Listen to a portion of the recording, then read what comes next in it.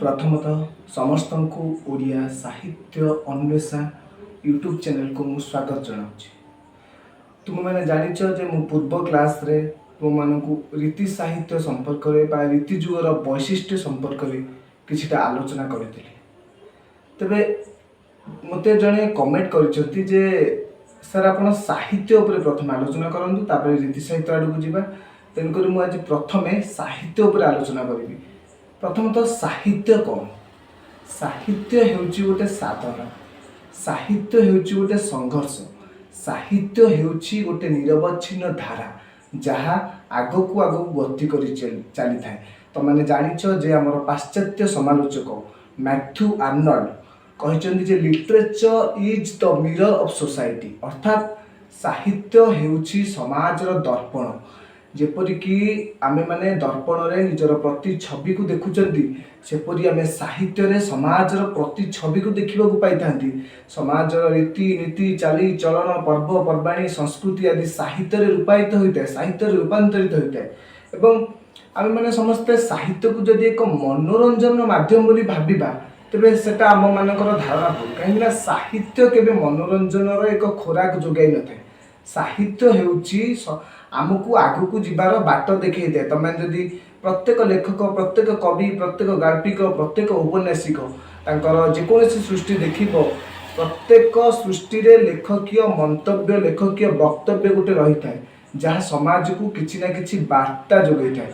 तमाने समस्ते जानिथिबो जे सच्चिदानंद राउतराय साहित्य संपर्क गोटे भल पंक्ति कहिथिले जे साहित्य नुहे खाली फूर्ति आउ विलासर फूल, जाति को देव से मुक्ति तेबे जाई चरम ताहार मूल। अर्थात साहित्य केवल मनोरंजन माध्यम नुहे, साहित्य समाज को आगकू नेबार एक माध्यम बा समाज को उचित रास्ता रे उचित बाट को नेबार गोटे कौन कहि परिबा हम ताको गोटे माध्यम कहि परिबा बा ताको गोटे समाजर प्रेरणादायक कहि परिबा। तदुपरि साहित्य संपर्क तो एतिकी कहबी। तापरे रीति साहित्य को आसवा। तमर मु पूर्व क्लास रीति साहित्य वैशिष्ट्य मंगलाचरण कहीदेची और आज रीति साहित्य किछिटा वैशिष्ट्य रही जोड़ा तुम मानक ठारे मु आलोचना करी बा तुम मानक पाखरे आलोचना रखिबा चाहिबी। तुम समस्ते जानिच जे रीति साहित्य गोटे गतानुगतिकता धारा को नहीं गति करथाय। गतानुगतिकता धारा कौन? रीति साहित्यर प्रत्येक काव्य गोटे धारा रे प्रलंबित हो आगू चली थाए। तुम माने देखिबो आमर रीति साहित्य प्रायतः अनेक काव्य प्रथमे नायक नायिकार पूर्वजन्म वृत्तांत थाए, तापरे नायक नायिकार चित्रपट माध्यम रे मिलन थाए, तापरे उभयंक मिलन एवं पुणी विच्छेद पुणी पुनर्मिलन एइभली एक गतानुगतिक धारा को लेकिन रीति साहित्य आगू बढ़ी। एवं आउ एक वैशिष्ट्य होची काल्पनिकता। तमें समस्त जानिच जे रीति साहित्य होची काल्पनिकतार साहित्य, अर्थात कवि माने निज कल्पना चातुरी रे अलंकार रस रीति आदि प्रवेश करी काव्य को रुद्धिमंत करुथिले। एवं एही काल्पनिक काव्य तमें समस्ते तो जानिथिबो जे ओडिया साहित्यर प्रथम काल्पनिक काव्य होची कोन? अर्जुन दासकर कल्पलता। एवं प्रथम पौराणिक काव्य होची अर्जुन दासकर रामलीला। तेणुकरी काल्पनिकता होची यार आउ एक वैशिष्ट्य एवं पौराणिकता मध्य एक वैशिष्ट्य। जदिओ पौराणिक काव्य संख्या खूब कम तथापि पौराणिक काव्य आम देखा गले आमर उपेन्द्र भंजर वैदेश विलास है, सुभद्रा परिण है, एपरिक अनेक काव्य पुराणर कथावस्तु को अवलंबन कर लिखाए। अक्षरानुक्रम, अक्षरानुक्रम कहले कौन? जे रीति साहित्य एपरी अनेक काव्य अच्छी जोरा गोटे गोटे अक्षर को आद्य रखी लिखाई। जेपरिक रसकल्लोल आमर क अक्षर आद्य रखी लिखाई, वैदेश विलास ब अक्षर आद्य रखी लिखाई, सेपरिक उपेन्द्र भंजर सुभद्रा परिणय दंतेश आद्य नियम लिखाई। तेणुक यहीपरि अनेक काव्य रही जोरा रीति साहित्य अक्षरानुक्रम लिखाई। आउ गोटे रीति साहित्यर वैशिष्ट्य होची तार भाषा। तो मैंने समस्त जानिछ जे रीति साहित्यर भाषा संस्कृत एवं ओडिया उभयर सम्मिश्रण में लिखाइथिबा होची भाषा। दिव्य अदिव्य भाषा ताकू कहा जाए। विदग्ध चिंतामणि अभिमन्यु सामंत सर कहते दिव्य अदिव्य भाषा रे पद हेब सिद्धि, दिव्य अदिव्य भाषा रे पद हेब सिद्धि, देख महाजन मार्ग परंपरा विधि। सेपरी आमे माने देखिबा दीनकृष्ण दास को रसकल्लोल कहते କ ଅକ୍ଷରେ ହୋଇଛି ନିୟମ, କଥା ନୁହେଁ ଦିବ୍ୟ ଅଦିବ୍ୟ ସମ। ଇଏ ହେଉଛି ରସକଲ୍ଲୋଳର ଛାନ୍ଦ ବା ରସକଲ୍ଲୋଳର ପଦ। ରସକଲ୍ଲୋଳର ଆମର 34 ନମ୍ବର ଛାନ୍ଦର ପଦ ମୁଁ କହିଲି। ଏବଂ ଆଉ ଗୋଟିଏ ତମାନେ ଦେଖିବ ରୀତି ଯୁଗର ବୈଶିଷ୍ଟ୍ୟ ରହିଛି। ତ ମଙ୍ଗଳାଚରଣ କହିଛି, ଏହାପରେ ରୀତି ସାହିତ୍ୟର ପ୍ରଥମ କବି ଦୀନକୁଷ୍ଠ ଦାସଙ୍କ ପାଖକୁ ଆମେ ଯିବା। ତେବେ ଦୀନକୁଷ୍ଠ ଦାସଙ୍କ ସମ୍ପର୍କରେ ଆଲୋଚନା କରିବା। ଦୀନକୁଷ୍ଠ ଦାସ ହେଉଛନ୍ତି ରୀତି ଯୁଗର ଜଣେ ସର୍ବଶ୍ରେଷ୍ଠ କବି।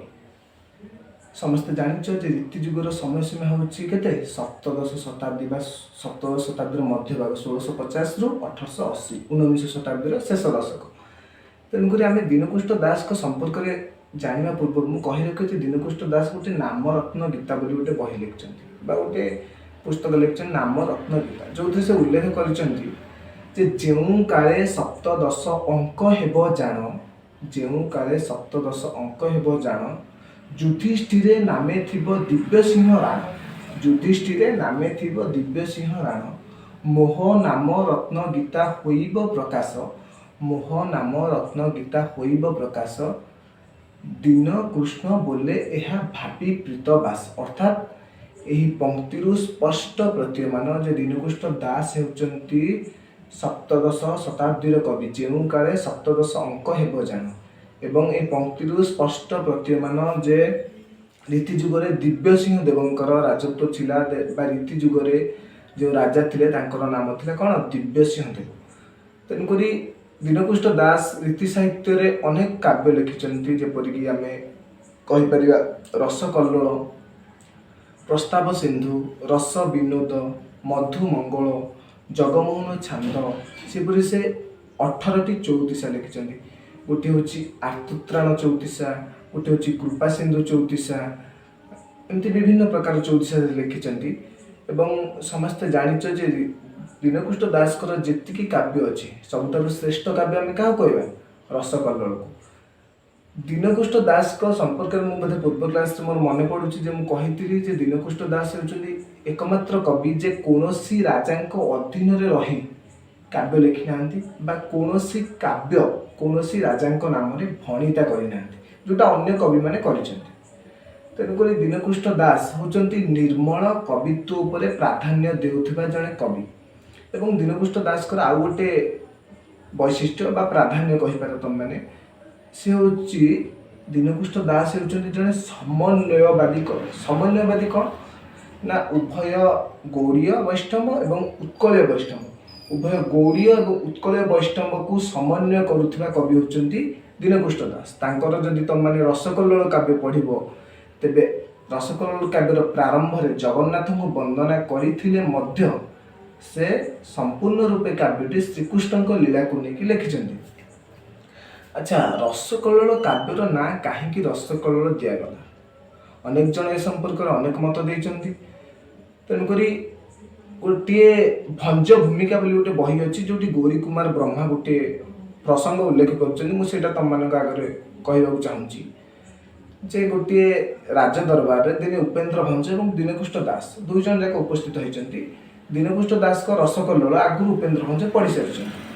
ଉପେନ୍ଦ୍ର ଭଞ୍ଜ ପଢ଼ି ସାରିଲା ପରେ ଉପେନ୍ଦ୍ର ଭଞ୍ଜ ଦୀନକୁଷ୍ଠ ଦାସକୁ କହୁଛନ୍ତି ଯେ ତୁମେ ଯଦି କାବ୍ୟଟା ସମ୍ପୂର୍ଣ୍ଣ ରୂପେ କୃଷ୍ଣଙ୍କୁ ନେଇକି ଲେଖିଛ, କୃଷ୍ଣଙ୍କ ଲୀଳାକୁ ନେଇକି ଲେଖିଛ, ତେବେ ଏହାର ନାମ ତୁମେ କାହିଁକି କୃଷ୍ଣ ରସାମୃତ ବା କୃଷ୍ଣ ଲୀଳାମୃତ ବା କୃଷ୍ଣ କେଳି କଲ ନାହିଁ? କାହିଁକି ତୁମେ ଏହାର ନାମ ରସକଲ୍ଲୋଳ ରଖିଲ? ଏହାର ଉତ୍ତରରେ ଦୀନକୁଷ୍ଠ ଦାସ କହୁଛନ୍ତି ଯେ ତମେମାନେ ସମସ୍ତେ ଜାଣିଛ ଦୀନକୁଷ୍ଠ ଦାସ କ'ଣ କହୁଛନ୍ତି ନା ଶ୍ରୀକୃଷ୍ଣ ସବୁବେଳେ ରାଧାଙ୍କ ପାଖରେ ନିତ୍ୟ ଅନୁରକ୍ତ, ଅର୍ଥାତ୍ ଶ୍ରୀକୃଷ୍ଣ ସବୁବେଳେ ରାଧାଙ୍କୁ ସ୍ମରଣ କରୁଥାନ୍ତି ବା ରାଧାଙ୍କୁ ପ୍ରେମ କରୁଥାନ୍ତି ବା ଶ୍ରୀକୃଷ୍ଣ ସବୁବେଳେ ରାଧାଙ୍କ ପାଖରେ ପାଖେ ପାଖେ ଥାନ୍ତି, ସେ ଦୃଶ୍ୟ ଭାବେ ହଉ ବା ଅଦୃଶ୍ୟ ଭାବେ। କେତେକ ଲୋକମାନେ କୁହନ୍ତି ଯେ କୃଷ୍ଣଙ୍କୁ ଡାକିଲେ କୃଷ୍ଣ ଶୁଣିବେନି, କିନ୍ତୁ ରାଧାଙ୍କୁ ଡାକିଲେ ରାଧା ଶୁଣନ୍ତି। କାହିଁକିନା କୃଷ୍ଣ ନିଜ ଅପେକ୍ଷା ରାଧାକୁ ବେଶୀ ଭଲ ପାଆନ୍ତି। ତେଣୁକରି ଯେହେତୁ କୃଷ୍ଣ ରାଧାଙ୍କ ପାଖରେ ନିତ୍ୟ ଅନୁରକ୍ତ, ସେଥିପାଇଁ ଦୀନକୁଷ୍ଠ ଦାସ କହୁଛନ୍ତି ଯେ ମୁଁ ରାଧା ଶବ୍ଦରୁ ପ୍ରଥମେ ର ଅକ୍ଷରକୁ ଆଣିକି ରସ କଲି ଏବଂ କୃଷ୍ଣ ଶବ୍ଦରୁ କ ଅକ୍ଷରକୁ ଆଣିକି କଲ୍ଲୋଳ କଲି। ତେଣୁକରି ଏହାର ନାମ ଦେଇଛି ରସକଲ୍ଲୋଳ। ଆଚ୍ଛା, ରସକଲ୍ଲୋଳ ସମ୍ପର୍କରେ ସମସ୍ତେ ଜାଣିଥିବ ଯେ ଦୀନକୁଷ୍ଠ ଦାସ ରସକଲ୍ଲୋଳ ଲେଖିଛନ୍ତି କେବେ? ମୋତେ କମେଣ୍ଟ ସେକ୍ସନରେ ଜଣାଇବ। ରସକଲ୍ଲୋଳ କାବ୍ୟ 34ଟି ଛାନ୍ଦ ବିଶିଷ୍ଟ ଏବଂ ଏହାର ପ୍ରଥମ ଛାନ୍ଦ କ ଆଦ୍ୟ କ ପ୍ରାନ୍ତ ନିୟମରେ ରଚିତ, କିନ୍ତୁ ଅନ୍ୟ ସବୁ ଛାନ୍ଦ ଗୁଡ଼ିକ କ ଆଦ୍ୟ ନିୟମରେ ରଚିତ। ତେବେ ପଣ୍ଡିତ ମୃତ୍ୟୁଞ୍ଜୟ ରଥ ଏଠି ଗୋଟେ ମତ ଦିଅନ୍ତି, ସେ ଦୀନକୁଷ୍ଠ ଦାସ ଏବଂ ଉପେନ୍ଦ୍ର ଭଞ୍ଜ ଏବଂ ଅଭିମନ୍ୟୁ ସାମନ୍ତସିଂହାର এই ରୀତି ଯୁଗର 3 ଜଣ ସର୍ବଶ୍ରେଷ୍ଠ କବିଙ୍କୁ ନେଇକି ସେ ଗୋଟେ ମତ ଦିଅନ୍ତି ଯେ ଉପମା ଭଞ୍ଜ ବୀରସ୍ୟ ତସୈବ ଚାର୍ଥ ଗୌରବମ୍ କଲ୍ଲୋଳେ ପଦ ଲାଳିତ୍ୟମ୍ ସନ୍ତି ଚିନ୍ତାମଣୌ ତ୍ରୟଃ। ଅର୍ଥାତ୍ ଉପମା ଭଞ୍ଜ ବୀରସ୍ୟ, ତାର ଅର୍ଥ କ'ଣ? ଉପେନ୍ଦ୍ର ଭଞ୍ଜ ଉପମା অলঙ্কার প্রয়োগরে ধূরীণ, উপেন্দ্র ভঞ্জ উপমা অলঙ্কার প্রয়োগরে উপমা ভঞ্জ বীরস্য তস্যৈব চার্থ গৌরবম কল্লোলে পদলালিতম শক্তি চিন্তা মনৌত্রয়। অর্থাৎ উপেন্দ্র ভঞ্জ উপমা অলঙ্কার এবং অর্থ গাম্ভীর্যরে প্রয়োগ করନ୍ତି এবং কল্লোলে পদলালিতম রসকল্লোଳର পদলালিত্ୟ এবং ଅଭିମନ୍ୟୁ ସାମନ୍ତସିଂହାରଙ୍କର ବିଦଗ୍ଧ ଚିନ୍ତାମଣି କାବ୍ୟରେ এই ଉପମା ଅର୍ଥ ଗାମ୍ଭୀର୍ଯ୍ୟ ଏବଂ ପଦଲାଳିତ ତିନୋଟି ଯାକର ସମନ୍ୱୟ ଦେଖିବାକୁ ମିଳେ। ଏହି ପଦର ସାମଞ୍ଜସ୍ୟ ଥିବା ଭଳିଆ ଏକ ପଦ ସଂସ୍କୃତ ସାହିତ୍ୟରେ ମଧ୍ୟ ଲେଖା ହେଇଛି। ଉପମା କାଳିଦାସସ୍ୟ ଭାରବେ ଅର୍ଥ ଗୌରବମ୍ ନୈଷଧେ ପଦଲାଳିତମ୍ ମାଘେ ସନ୍ତି ତ୍ରୟ ଗୁଣା। ଅର୍ଥାତ୍ ଯେପରି ଓଡ଼ିଆ ସାହିତ୍ୟରେ ଆମେ ଉପେନ୍ଦ୍ର ଭଞ୍ଜ, ଆମର ଦୀନକୁଷ୍ଠ ଦାସ ଏବଂ ଅଭିମନ୍ୟୁ ସାମନ୍ତସିଂହାର ଏ 3 ଜଣଙ୍କୁ ନେଇକି ମୃତ୍ୟୁଞ୍ଜୟ ରଥ କହିଛନ୍ତି, ସେପରି ସଂସ୍କୃତ ସାହିତ୍ୟରେ କାଳିଦାସ ହେଉଛନ୍ତି ଉପମା অলঙ্କାର ପ୍ରୟୋଗରେ ଉପମା କାଳିଦାସସ୍ୟ ଭାରବେ ଅର୍ଥ ଗୌରବମ୍ ଏବଂ ଭାରବୀ ହେଉଛନ୍ତି ଅର୍ଥ ଗୌରବରେ ଏବଂ ନୈଷଧେ ପଦଲାଳିତମ୍ ମାଘେ ସନ୍ତି ତ୍ରୟ ଗୁଣ, ଲଳିତ ପଦବିନ୍ୟାସରେ ହେଉଛନ୍ତି ଶ୍ରୀହର୍ଷ ଏବଂ ଏହି ଯେଉଁ 3ଟି ଯାକ ବିଶେଷତ୍ୱ, এই ସଂସ୍କୃତ ସାହିତ୍ୟରେ এই 3ଟି ଯାକ ବିଶେଷତ୍ୱ ମାଘଙ୍କ ବା ଆମର ସଂସ୍କୃତ ସାହିତ୍ୟରେ ମାଘଙ୍କର ରଚନାରେ এই 3ଟି ବିଶେଷତ୍ୱ ପରିଲକ୍ଷିତ ହୋଇଥାଏ। ତେଣୁକରି ମୋର ଆଶା ଯେ ତମମାନେ ବୁଝି ସାରିଥିବ ଯେ ମୃତ୍ୟୁଞ୍ଜୟ ରଥ କାହିଁକି କହିଲେ ଉପମା ଭଞ୍ଜ ବୀରସ୍ୟ ତସ୍ୟୈବ ଚାର୍ଥ ଗୌରବମ୍ କଲ୍ଲୋଳେ ପଦଲାଳିତମ୍ ସନ୍ତି ଚିନ୍ତା ମଣି ତ୍ରୟ। ତେବେ ରସକଲ୍ଲୋଳ ସମ୍ପର୍କରେ ତ ମୁଁ ନେକ୍ସଟ କ୍ଲାସକୁ ରସକଲ୍ଲୋଳର ଛାନ୍ଦ ଗୁଡ଼ିକ ଯଦି କହିବ SSB ସିଲାବସରେ ଯେତିକି ଛାନ୍ଦ ଅଛି ପ୍ରଥମ ଦ୍ୱିତୀୟ 16 24 ଏମିତି କିଛିଟା ଆଲୋଚନା କରିବି।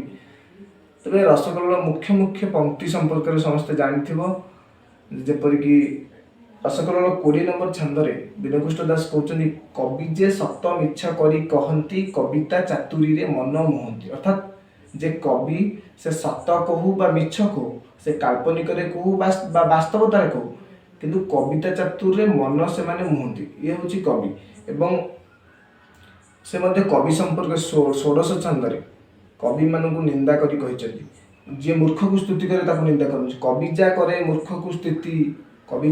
ମୂର୍ଖକୁ ସ୍ତୁତି ଏଥିରୁ ବଡ଼ ନାହିଁ ବିପତ୍ତି ଏଥିକି ପ୍ରତି ଛାତିରେ କାତି ମାରିବା ଭଲ ହେ। ଅର୍ଥାତ୍ ଯେଉଁ କବି ମୂର୍ଖକୁ ସ୍ତୁତି କରେ ତାଠାରୁ ବଡ଼ ବିପତ୍ତି ଏ ଓଡ଼ିଆ ସାହିତ୍ୟ ଜଗତରେ ବା ସାହିତ୍ୟ ଜଗତରେ କିଛି ନାହିଁ, ତା ଅପେକ୍ଷା ଛାତିରେ କାତି ମାରିକି ମରିବା ଭଲ, ଏ ଦୀନକୁଷ୍ଠ ଦାସ ରସକଲ୍ଲୋଳ କାବ୍ୟରେ କହୁଛନ୍ତି। ଆଉ ଗୋଟେ ମଧ୍ୟ ତମମାନେ ପଂକ୍ତି ଜାଣିଥିବ ଯେ କବିତା ବନିତା କବି ତା ପିତା କହିବା ଲୋକ ତାର ଉପମାତା କଲେ ଭୋଗ ତାକୁ ରସିକ ନେତା କେତେ ଅବା ରହଇ ଯୋଗ୍ୟତା କୁମତି ଗୁଆଁର କେବଳ ବଇ ମାତ୍ର ଭାଇ ତାହାର।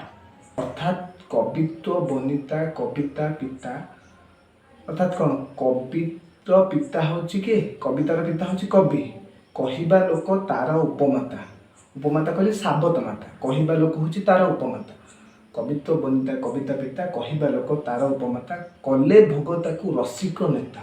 ରସିକ କହିଲେ ରସିକ ପାଠକ ବା ଗ୍ରାହକ, ଯେଉଁମାନେ ତାକୁ ଭୋଗ କଲେ। କାହାକୁ ଭୋଗ କଲେ? କବିତାକୁ ଭୋଗ କଲେ। କଲେ ଭୋଗ ତାକୁ ରସିକ ନେତା କେତେ ଅବା ରହଇ ଯୋଗ୍ୟତା କୁମତି ଗୁଆଁର କେବଳ ବଇ ମାତ୍ର ଭାଇ ତାହା। ଅର୍ଥାତ୍ ଯେଉଁମାନେ ମୂର୍ଖ ବ୍ୟକ୍ତି ସେମାନେ ଯଦି କବିତାକୁ ଭୋଗ କରନ୍ତି ତେବେ କବିତାର ମୂଲ୍ୟ କିଛି ରହିବ ନାହିଁ।